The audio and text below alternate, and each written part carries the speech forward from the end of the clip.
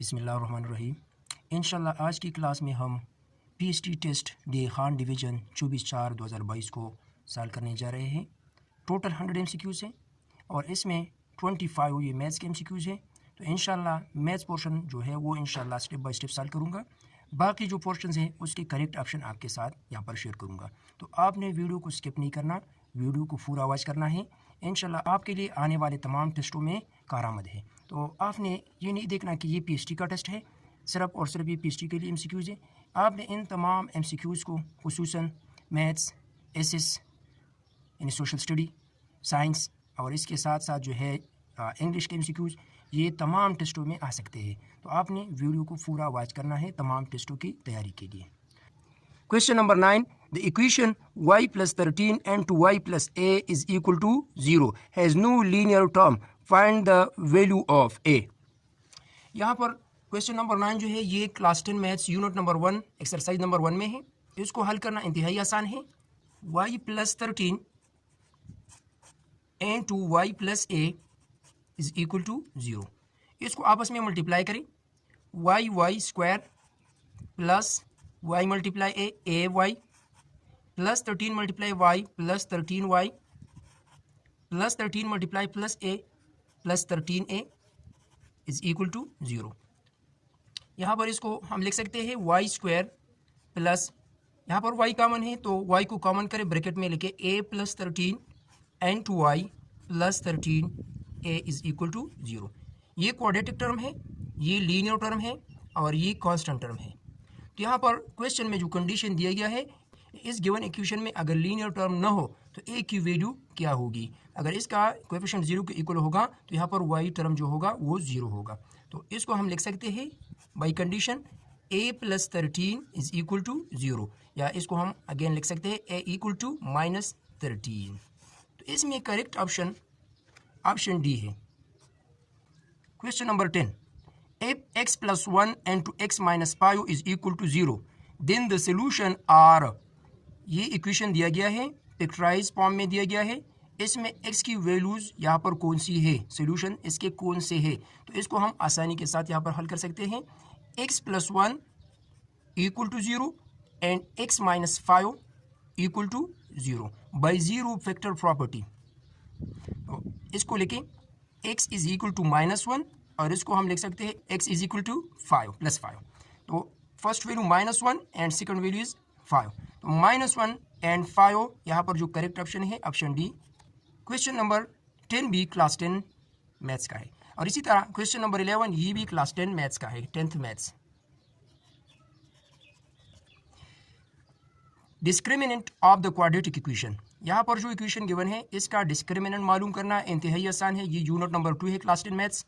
So b square minus 4ac, a b c की जगह values को फुट करें तो b की वैल्यू है +9, 9 स्क्वायर, और a की वैल्यू 1 और c की value +2, 1 and 2, 9 square equal to 81 और 4 1 is 4, 4 2 are 8 minus 8, 81 minus 8 is equal to 73। तो यहाँ पर जो ऑप्शन बी है ये करेक्ट है। Question 12. The ratio of the mass of sand to cement in a particular type of concrete is 4.8:2. If 6 kg of sand are used, how much cement is needed? Simple question है। यहाँ पर जो ratio है ये sand to cement है। Sand और cement के दरमियान रेशो है 4.8:2। अगर सैंड 4.8 है तो सीमेंट इसमें 2 है।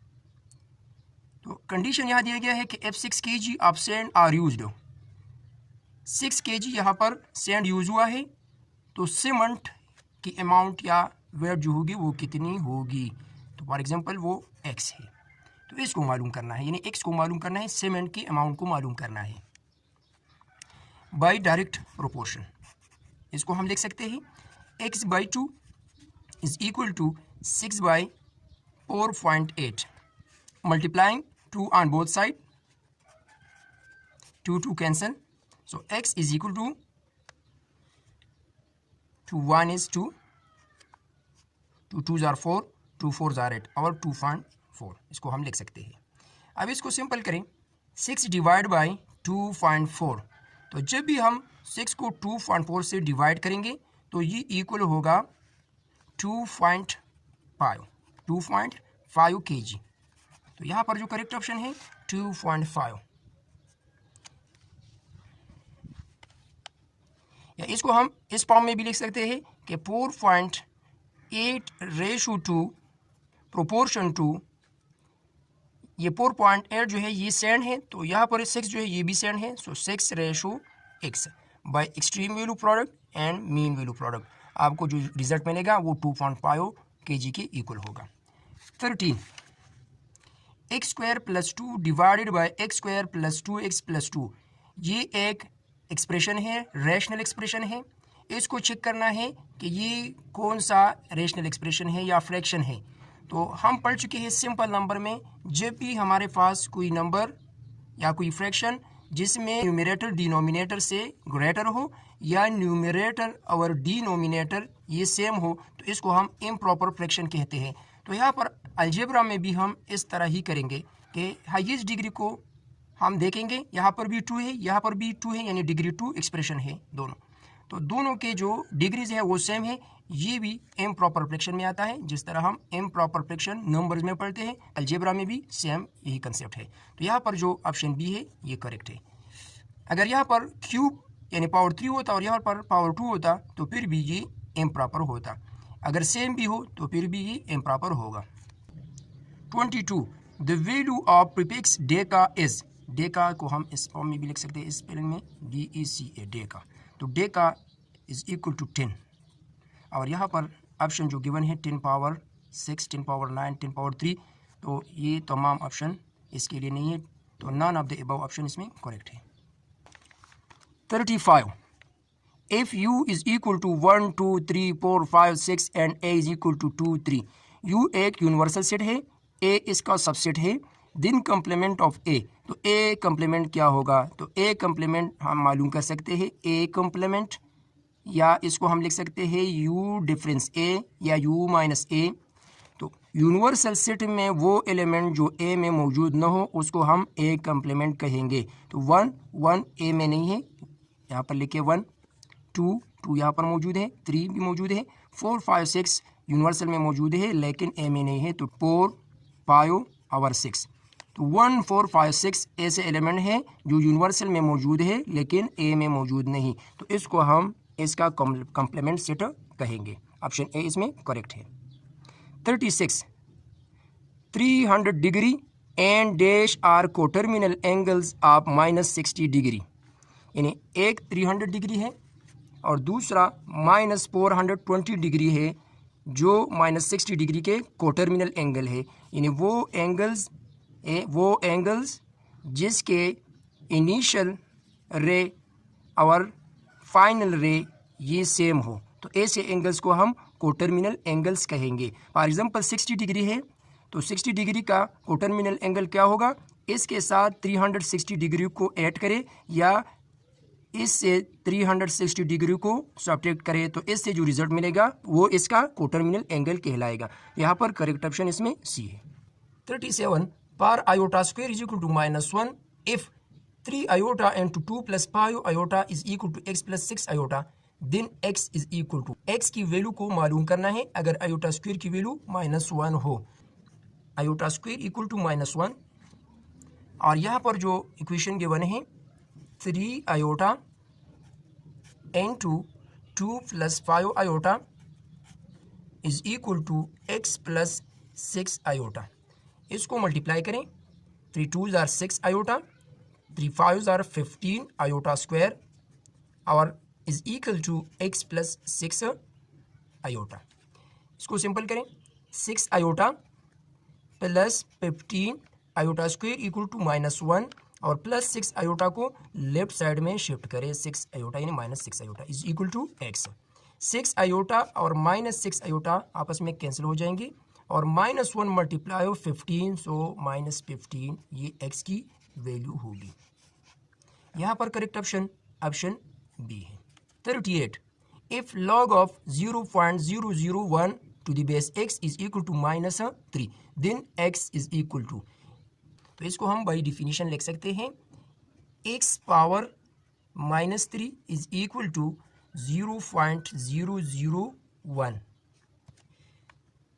x power -3 is equal to, ये इक्वल है 1 बाई पॉइंट की जगह 1 0 0 0 यानी 3 डिजिट है, तो यहाँ पर 0 को लेके इसको हम नेक्स्ट स्टेप में लिख सकते हैं x पावर -3 है, तो इसको लेके 1 over x power 3 is equal to 1 over ये 10 पावर 3 के इक्वल है। तो यहाँ पर जो वैल्यूज़ है ये सेम है, यहाँ पर एक्सपोनेंट सेम है, तो बेस इसको कंपेयर करें तो x की वैल्यू क्या होगी, x की वैल्यू 10 होगी, x की वैल्यू 10 होगी। 39 find the value of a cube plus b cube when a plus b is equal to 4 and ab is equal to 3। a plus b is equal to 4 taking cube root on both side, ab equal to 3, a cube plus 3ab into a plus b cube is equal to 4 cube equal to 64। अब a cube plus b cube को यहाँ पर लेके plus 3ab की value 3 है तो n2 3 लेके और a प्लस b की वैल्यू भी 4 है तो यहाँ पर 4 लेके is equal to 64। a cube plus b cube plus 3 3 are 9 9 4 are 36 is equal to 64। so a cube plus b cube is equal to 64 और इसको यहाँ पर लेके -36। so a cube plus b cube is equal to, तो ये equal होगा 28, यानी a cube plus b cube is equal to 28। तो यहाँ पर करेक्ट ऑप्शन डी है, यानी 28। 61 क्वेश्चन है, 1 रूट ऑफ द पॉलिनोमियल फी of x x² minus 4x plus 3 is equal to, यहाँ पर मिस्टेक है। इस क्वेश्चन में कहा गया है कि 3 इसका एक रूट है, इसका अदर रूट क्या होगा, तो अदर रूट इसका 1 है और यहाँ पर जो रूट गिवन है ये 3 दिया गया है, ऑप्शन में 1 गिवन नहीं है, तो इसको हम सॉल्व करेंगे by factorization method. Simple question है, यहाँ पर फर्स्ट एंड लास्ट की प्रोडक्ट जो है, फर्स्ट एंड लास्ट की प्रोडक्ट है 3 यानी p इक्वल टू 3 और x की जो कोएफिशिएंट है उसको हम सम कहेंगे -4 है। तो ऐसे दो नंबर जिसकी प्रोडक्ट +3 हो और सम -4 हो तो वो कौन से नंबर होंगे। तो यहाँ पर सम नेगेटिव है, प्रोडक्ट पॉजिटिव है, आसान मतलब है कि दोनों नंबर नेगेटिव है, यानी -3 और -1 है, जिसकी प्रोडक्ट +3 है और जब हम -3 -1 को ऐड करेंगे तो ये -4 के इक्वल होगा। तो इसको हम लिख सकते हैं x² माइनस 1x या -x, और इसको लिख सकते हैं हम -3x और +3 को अपनी जगह पे लिखें। अब इससे x को कॉमन करें, ये इक्वल होगा x -1, यहाँ पर -3 को कॉमन करें तो ये इक्वल होगा x माइनस हो जाएगा ये -1।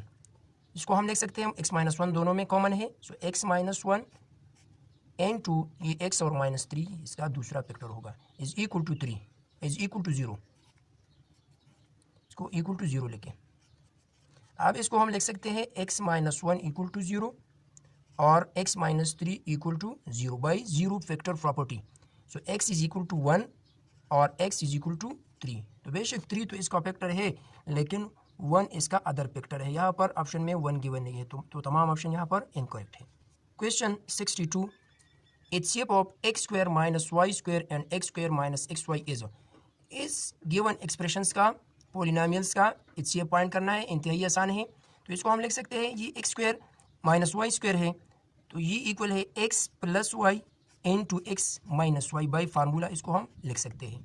यहाँ पर इन दोनों में x कॉमन है तो x को कॉमन लिख के x into x minus y, तो यहाँ पर x माइनस वाई दोनों में कॉमन है तो इसका its shape x minus y होगा। 63, सॉल्व फॉर x, इसको x के लिए सॉल्व करना है। तो पहले से मैं आपको बताऊं कि इसकी जो सोल्यूशन सेट होगी वो एम्प्टी सेट होगी। चेक करें क्यों एम्प्टी सेट होगी। बोथ साइड का स्क्वायर लें तो ये इक्वल हो जाएगा x और ये इक्वल हो जाएगा 100। अब जब भी हम किसी रेडिकल इक्वेशन को सॉल्व करेंगे तो x की जो वैल्यू हमें मिलेगी उसको हमने उसी गिवन इक्वेशन में पुट करना है। अगर वो उसी गिवन इक्वेशन को ट्रू साबित नहीं करता यानी वेरीफाई नहीं करता तो वो उसके सोल्यूशन सेट में नहीं आएगा। तो ये क्लास 9th मैथ्स, ये भी क्लास 9 मैथ है, ये भी क्लास 9 मैथ है, ये भी क्लास 9 मैथ है। तो ये यूनिट नंबर 7 में मौजूद है, ये यूनिट नंबर 6 है। ये बिल्कुल एक्सरसाइज से लिया गया क्वेश्चन है। इसको यहाँ पर फुट करें स्क्वायर रूट में। 100 square root is equal to -10। 100 square root is equal to 10 और इज इक्वल टू ये -10 अपनी जगह पे। तो ये दोनों आपस में इक्वल नहीं है, तो इसी वजह से इसका जो सोल्यूशन सेट होगा वो एम्प्टी सेट होगा। एक और है इस गिवन यूनिट में कि x absolute is equal to for example ये -4 के इक्वल है और इसका सोल्यूशन सेट फाइंड करना है। तो आपने याद करना है कि इसका सोल्यूशन सेट ये एम्प्टी सेट होगा। आप खुद चेक करें क्यों ये एम्प्टी सेट होगा। दोनों इंपॉर्टेंट MCQs हैं आने वाले टेस्टों के लिए। 64 the point a-1 and square root of 2 lies in. ये एक पॉइंट है, ये लाई होगा किस क्वाड्रेंट में।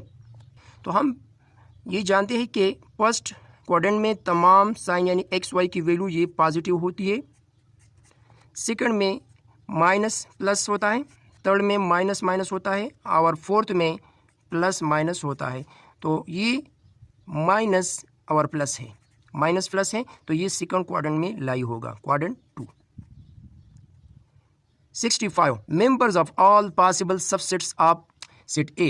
यानी ए सेट में 3 मेंबर्स हैं, इसके कितने पॉसिबल सबसेट्स होंगे। तो इसके लिए हम फार्मूला यूज़ करते हैं 2 power n। So 2 power n is equal to number of elements, तो यहाँ पर 3 है। 2 power 3 mean 2 multiply 2 is equal to 8, यानी इसमें जो पॉसिबल सबसेट होंगे वो 8 होंगे।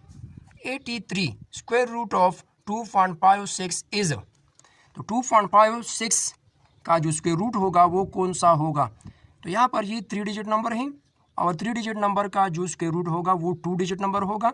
तो ऑप्शन सी और ऑप्शन डी इसमें इनकरेक्ट है। इसके लिए अब चेक करना है 1.4 और 1.6 को हम आसानी के साथ यहाँ बाई ट्रिक यूज़ कर सकते हैं। यानी 1.4 इसके वंस प्लेस पर हम इसको वंस प्लेस कहेंगे, इसको भी वंस प्लेस कहेंगे। तो यहाँ पर 4 है, 4 4 जार 16 और यहाँ पर 6 है, 6 6 जार 36। तो दोनों के चांसेस है कि ये इसके स्क्वायर रूट हो। तो हम इसको चेक करेंगे 1.6 मल्टीप्लाइड बाई 1.6। अगर हमें 1 to 10 नंबर का जो स्क्वायर होगा अगर वो हमें याद हो तो हम आसानी के साथ यहाँ पर कह सकते हैं कि इसका ऑप्शन करेक्ट बी है। यानी 16 जार 256। यहाँ पर 1 डिसिमल प्लेस में पॉइंट है तो इसको हम यहाँ पर 2 डिसिमल में पुट कर सकते हैं और ये जो है ये इससे कम आएगा। तो यहाँ पर ऑप्शन बी जो है वो करेक्ट है। 84 find the surface area of a cuboid with length 12 cm, breadth 8 cm and height 6 cm। तो यहाँ पर वैल्यूज को फुट करें। 2 टाइम लेंथ और विड्थ 12 8 जार 96, width height 8 multiplied by 6 48, our height our length इसको आपस में मल्टीप्लाई करें 6 मल्टीप्लाइड बाई 12 72। अब इसको ऐड करें 216 432 ये इसके इक्वल है। तो यहाँ पर CM क्यूब ऑप्शन बी इसमें करेक्ट है। 85 10 composers type a book of 75 pages in 5 day. 10 composer हैं, वो 75 पेजेस के बुक को 5 डेज में कंपोज करता है। In how many days the same composer और type a book of 45 pages. यानी सेम कंपोजर मीन कंपोजर की जो तादाद है वो 10 है और पेजेस 45 है। अगर इसी बुक को तैयार करना हो 45 पेजेस के बुक को तो कितने डेज रिक्वायर्ड होंगे, यानी कितने दिनों में ये तैयार होगा। तो आसान क्वेश्चन है, इसको हम लिख सकते हैं। एक है कंपोजर पेजेस और डेज। यहाँ पर कंपोजर की तादाद 10 है, पेजेस की तादाद 75 है और डेज की तादाद ये 5 है।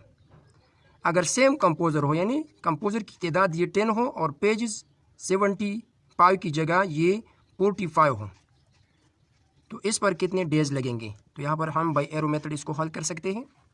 अगर यहाँ पर हम एक क्वांटिटी को फिक्स करेंगे, इन दोनों के दरमियान हम रिलेशन को चेक करेंगे, तो हम कंपोज़र को फिक्स करेंगे। यानी एक कंपोज़र 5 दिनों में 75 पेजेस को कंपोज करता है, तो कितने दिनों में 45 पेजेस को कंपोज करेगा? आसान सी बात है, अगर पेजेस की तादाद कम है तो डेज की तादाद ये भी कम होगी, डेज की तादाद भी क्या होगी? ये भी कम होगी। तो इन दोनों में डायरेक्ट वेरिएशन है।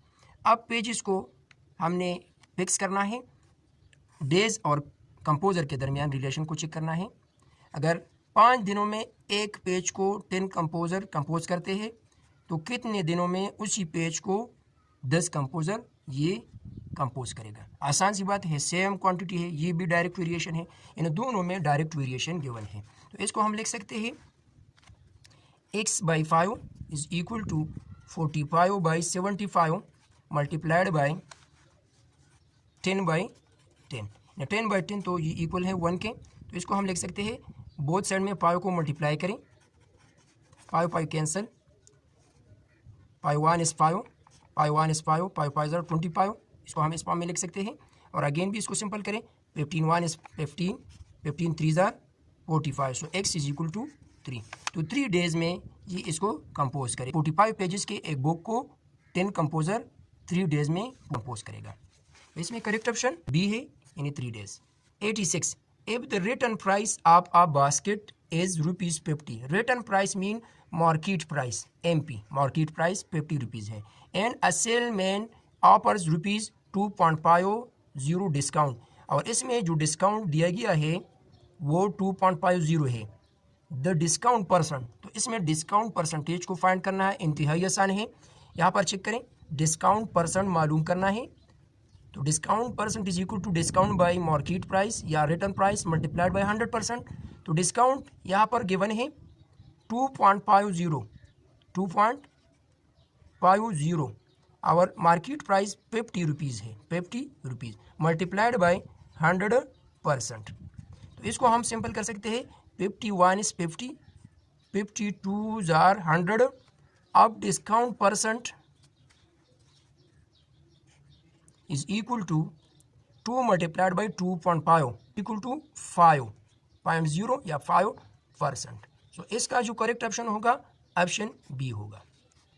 87, which of the following is a binomial expression? यहाँ पर 4 एक्सप्रेशंस गिवन है, 15 x + y + 1 x² + y² और x² y²। तो इसमें कौन सा एक्सप्रेशन बाइनोमियल एक्सप्रेशन है? तो bi mean two, nomial mean terms, तो ये ऑप्शन सी जो है ये बाइनोमियल एक्सप्रेशन है। ये भी मोनोमियल है, मोमीन 1, ये भी मोनोमियल है 1 टर्म वाला, और ये ट्राइनोमियल है, इसमें 3 टर्म्स हैं। टर्म्स की पहचान यहाँ पर हम प्लस माइनस के जरिए करेंगे। यहाँ पर प्लस प्लस यानी 2 टाइम प्लस साइन है, और तो टर्म यहाँ पर जो बनेंगे वो 3 टर्म बनेंगे। यहाँ पर प्लस या माइनस गिवन नहीं, तो ये 1 टर्म है, ये भी 1 टर्म है। यहाँ पर प्लस 1 टाइम है, तो ये 2 टर्म्स बन गए। तो इसमें करेक्ट ऑप्शन ऑप्शन सी है। तो आज की क्लास में हमने PhD खान जो 2022 में हुआ था, मैथ्स पोर्शन के तमाम क्वेश्चन को स्टेप बाय स्टेप सॉल्व किया। तो एक बात ये ज़रूर याद रखें कि मेरा चैनल अब इंशाल्लाह कुछ दिनों में मोनेटाइज हो जाएगा। तो आप सब दोस्तों से ये एक दरख्वास्त है कि वीडियो को पूरा वॉच करें और दोस्तों के साथ भी शेयर करें। तकरीबन 35 आवर ये बाकी है इसमें, तो आप मेरे साथ इसमें हेल्प करें। अल्लाह हाफ़िज़।